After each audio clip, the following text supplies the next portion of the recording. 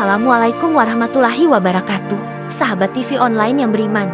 Dalam video kali ini, kita akan menceritakan kisah Usamah bin Zaid, panglima perang termuda umat Islam, yang berhasil memporak-porandakan Bizantium di usianya yang masih sangat muda. Usamah bin Zaid, panglima perang termuda umat Islam yang memporak-porandakan Bizantium, pada awalnya penuh kontroversi. Bagaimana tidak? Tatkala Rasulullah Shallallahu Alaihi Wasallam menunjuk Usamah bin Zaid bin Harithah, usianya belum lagi 20 tahun. Di sisi lain, anggota pasukan yang dipimpinnya adalah para senior sahabat Nabi dari kalangan Muhajirin dan Ansor, termasuk Abu Bakar As-Siddiq dan Umar bin Khattab. Sekadar mengingatkan bahwa pasukan yang dipimpin Usamah ini untuk menghadapi Bizantium atau Romawi. Pengiriman pasukan ini didasari rasa khawatir Nabi akan kemungkinan Romawi menyerbu daerah Muslimin. Apalagi kala itu, pihak Romawi telah menghasut orang-orang Yahudi yang pindah ke Palestina setelah dikeluarkan oleh Nabi dari Madinah, Taimah, Fadak dan daerah-daerah lain yang dulu mereka tempati. Muhammad Hussein Haikal dalam bukunya yang berjudul Sejarah Hidup Muhammad memaparkan sebelumnya juga sempat terjadi perang di Mu'tah dan Tabuk antara pasukan Muslim dengan Romawi. Itu sebabnya Rasulullah merasa perlu meningkatkan pengamanan perbatasan antara Arab dan Romawi. Ketika pasukan Muslimin berada di Mu'tah itu, banyak pimpinan militer yang gugur, seperti Zaid bin Harithah, Ja'far bin Abi Thalib, dan Abdullah bin Rawahah. Bahkan Panglima Perang Khalid bin Walid sempat menarik mundur pasukannya hingga selamat kembali ke Madinah tanpa membawa kemenangan. Dalam Perang Tabuk, Rasulullah sendiri yang memimpin pasukan Muslimin. Perjalanannya ini sudah merupakan peringatan, sehingga membuat musuh menarik mundur pasukannya keluar perbatasan tanpa terjadi pertempuran. Tidak heran jika kedua peperangan yang terjadi antara Muslimin dengan Romawi itu membuat Nabi segera menyiapkan pasukan Usamah bin Zaid bin Harithah, dan persiapan itu merupakan salah satu politik Nabi dalam mengamankan perbatasan semenanjung Arab dari serangan pasukan Romawi yang ketika itu merupakan adikuasa. Usamah bin Zaid ketika itu masih sangat muda, tetapi Rasulullah mengangkatnya memimpin pasukan agar kemenangannya kelak menjadi kebanggaan atas gugurnya ayahnya sebagai syahid di Mu'tah. Sejak hari pertama penunjukan Usamah, kaum Muhajirin dan Ansar terkemuka banyak yang menggerutu. Sejak kecil Usamah sudah menjadi kesayangan Nabi, sehingga karenanya ia dijuluki kesayangan Nabi dan putra kesayangannya. Begitu besar kecintaan Nabi kepada Usamah, sehingga ia pernah didudukan sekendaraan ketika Rasulullah pergi ke Mekah dalam tahun ke-8 Hijriyah, dan diajaknya ia masuk ke dalam Ka'bah. Sejak kecil, Usamah sudah punya keberanian dan tidak kenal takut, sehingga ia ikut bergabung dengan pasukan Muslimin dalam Perang Uhud. Namun dikembalikan ke Madinah karena usianya yang masih terlalu muda. Setelah itu, ia pernah juga ikut dalam pertempuran di Hunain dan berjuang mati-matian seperti seorang pahlawan perang. Tetapi orang-orang yang mengeluh itu melihatnya tidak sama. Keluhan mereka itu sampai juga kepada Nabi ketika beliau dalam sakitnya yang terakhir, sementara pasukan Usamah sudah berada di daerah Jurf dan telah siap akan berangkat. Saudara-saudara, laksanakanlah keberangkatan Usamah demi hidupku. Kalau kamu telah berbicara tentang kepemimpinannya, tentang kepemimpinan ayahnya dulu pun juga kamu sudah berbicara. Dia sudah pantas memegang pimpinan, seperti ayahnya dulu juga pantas memegang pimpinan, ujar Nabi. Setelah sakit Rasulullah bertambah berat, pasukan Usamah tidak bergerak di daerah Jurf. Disebutkan bahwa Usamah berkata, setelah sakit Rasulullah makin berat, saya dan yang lain turun ke Madinah.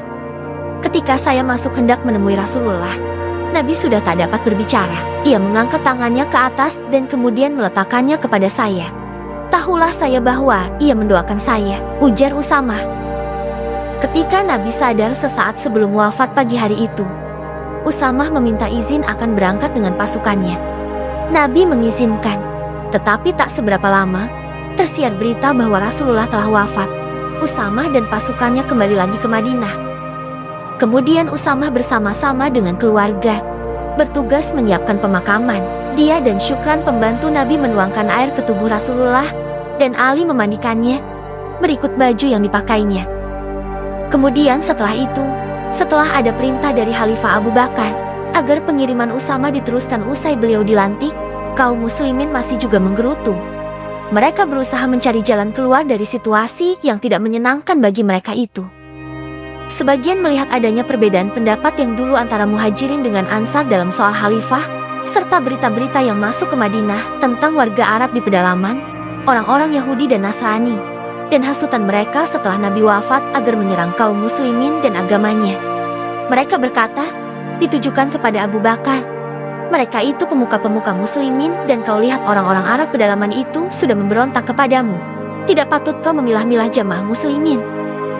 Tetapi Abu Bakar menjawab, demi nyawa Abu Bakar, sekiranya ada serigala akan menerkamku, niscaya akan kuteruskan pengiriman pasukan Usama ini seperti yang diperintahkan Nabi Shallallahu Alaihi Wasallam. Sekalipun di kota ini sudah tak ada orang lagi selain aku, pasti kulaksanakan juga.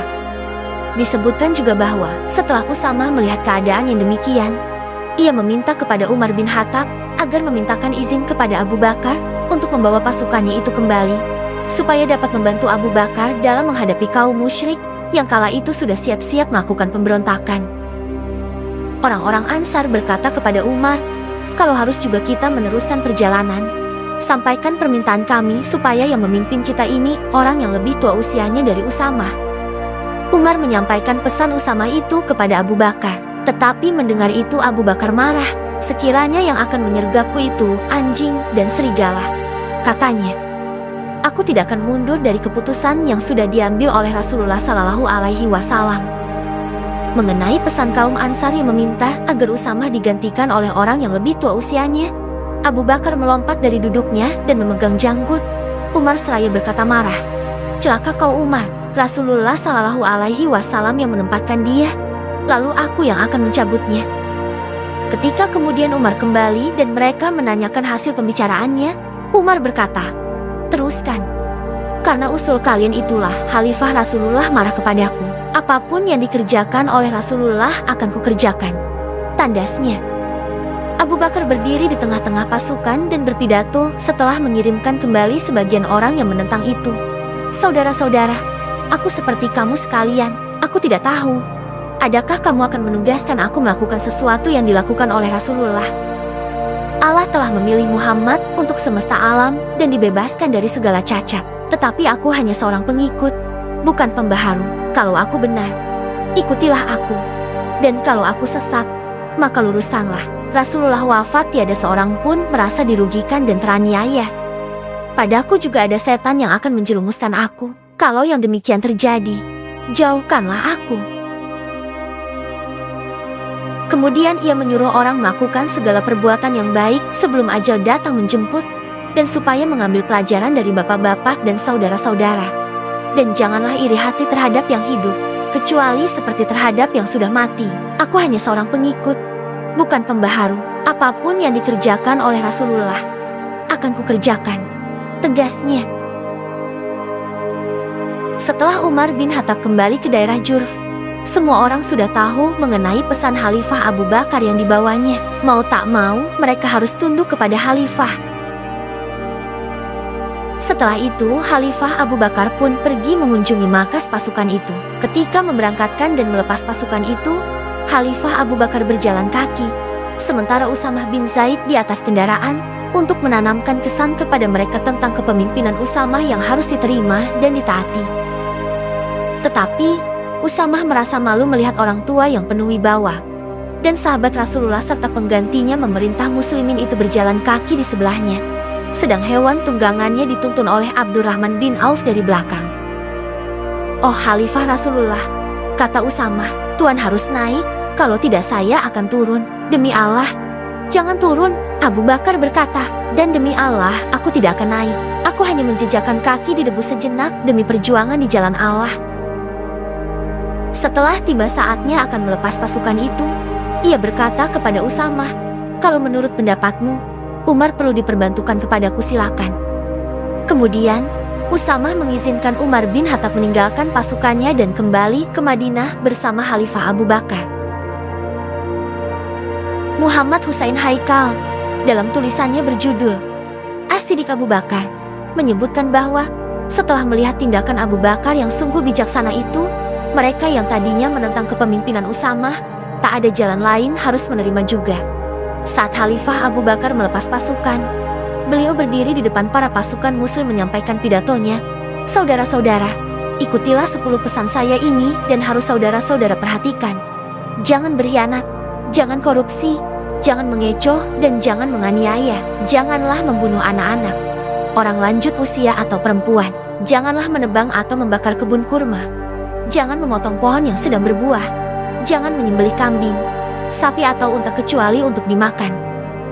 Kamu akan melewati golongan manusia yang mengabdikan diri tinggal dalam biara. Biarkan mereka, jangan diganggu. Kamu akan singgah pada suatu golongan yang akan menghidangkan berbagai macam makanan. Maka jika di antaranya ada yang kamu makan, sebutlah nama Allah. Juga kamu akan menjumpai beberapa golongan manusia. Di bagian atas kepala mereka berlubang dan membiarkan sekelilingnya seperti pita. Sapulah itu sekali dengan pedangmu. Ini adalah sebuah tamsil, berasal dari hadis Rasulullah, yang maksudnya bila setan telah bersarang di kepala manusia, segala kejahatan akan diperbuatnya. Maka kikisah itu, terjunlah kamu dengan nama Allah. Semoga Allah memberi perlindungan kepada kamu dari kematian dan penyakit. Kepada Usamah yang sudah mulai bergerak dengan pasukannya, ia berkata, kerjakan apa yang diperintahkan Nabi Shallallahu Alaihi Wasallam kepadamu. Mulailah dari daerah Kudaah, kemudian masuk ke Abil. Jangan kau kurangi sedikit pun perintah Rasulullah. Jangan ada yang kau tinggalkan apa yang sudah dipesankan kepadamu. Sementara pasukan Usamah berangkat, Abu Bakar dan Umar kembali ke Madinah dengan dipimpin oleh seorang komandan muda. Pasukan itu berangkat mengarungi padang pasir dan sahara gersang di puncak musim panas bulan Juni. Sesudah 20 hari perjalanan, mereka sampai ke Balqa, dan di tempat itulah Mutah. Di tempat itu pula Zaid bin Harisah dan kedua sahabatnya Ja'far bin Abi Thalib dan Abdullah bin Rawaha gugur sebagai syahid. Di sana, Usamah dan pasukannya bermarkas dan memulai serangannya ke Abil dengan menyebarkan pasukan berkudanya ke daerah-daerah kabilah di Kudaah. Musuh-musuh Allah dan Rasulnya yang mau merintangi jalannya habis disapunya tanpa belas kasihan lagi. Semboyan muslimin dalam perang ketika itu ialah mati untuk kemenangan. Selama dalam perang, pasukan muslimin berhasil membunuh dan menawan serta membakar kota-kota yang mengadakan perlawanan. Rampasan perang yang mereka peroleh pun tidak sedikit. Dengan demikian, Usamah sudah dapat menuntut balas atas kematian ayahnya dan kaum muslimin di Mutah, dan sekaligus telah pula melaksanakan perintah Rasulullah untuk menapakkan kudanya ke perbatasan Balqa dan Darum di bumi Palestina. Menyergap musuh-musuh Allah dan Rasulnya itu di pagi buta, membunuh mereka dan membakarnya dengan api. Semua itu dilaksanakan sampai selesai secara silih berganti sebelum pihak musuh menyadari. Setelah menyelesaikan tugasnya itu, Usamah kembali dengan pasukannya ke Madinah membawa kemenangan dengan menunggang kuda yang dulu dinaiki ayahnya ketika terbunuh di atas kuda itu juga. Kaum Muhajirin dan Ansar yang tadinya menggerutu karena kepemimpinan Usamah, sejak itu merasa bangga dengan perjuangan anak muda itu, serta keberaniannya yang luar biasa di medan perang. Dengan penuh iman, mereka mengulang-ulang apa yang dikatakan oleh Rasulullah Shallallahu Alaihi Wasallam. Dia sudah pantas memegang pimpinan, seperti ayahnya dulu juga pantas memegang pimpinan. Pemimpin-pemimpin militer yang pernah berjaya tak pernah membayangkan bahwa Usamah akan maju menelusuri jejak musuh. Soalnya, karena politik yang biasa dijalankan oleh Rasulullah dan yang terbayang dalam pikiran semua kaum muslimin, hanya terbatas untuk mengamankan perbatasan kawasan Arab dengan Romawi, tidak menyinggung Romawi sendiri yang menyerbu daerah Arab. Sebagai pembalasan untuk orang-orang Yahudi atau yang lain yang pernah berkomplot terhadap kaum muslimin. Wajar saja bila Romawi dengan kerajaannya yang begitu luas, serta pengaruh kekuasaannya yang besar itu, namanya masih menggoncangkan semua bangsa. Dengan pasukan yang sudah berjaya itu Usamah kembali, dan Khalifah Abu Bakar menyambutnya di luar kota Madinah. Abu Bakar datang menyongsongnya bersama-sama sejumlah kaum Muhajirin dan Ansar terkemuka. Semua mereka dalam suasana gembira. Ditambah lagi dengan penduduk Madinah yang menyusul Khalifah Abu Bakar dan rombongannya. Mereka bersorak-sorai gembira sebagai penghargaan atas keberanian Usamah dan pasukannya itu. Begitu ia memasuki kota Madinah dengan kemenangan yang membawa kebanggaan itu, Langsung ia menuju masjid melakukan sholat syukur atas nikmat yang dikaruniakan Allah kepadanya dan kepada muslimin. Pasukan itu pulang kembali ke Madinah setelah 40 hari. Ada juga yang menyebutkan sesudah 70 hari sejak keluar dari kota itu. Ketika berita ekspedisi pasukan muslimin yang dipimpin Usamah itu disampaikan kepada Raja Romawi saat itu, ia terkejut sekali. Ia segera mengirimkan pasukan yang berkekuatan besar ke Balqa.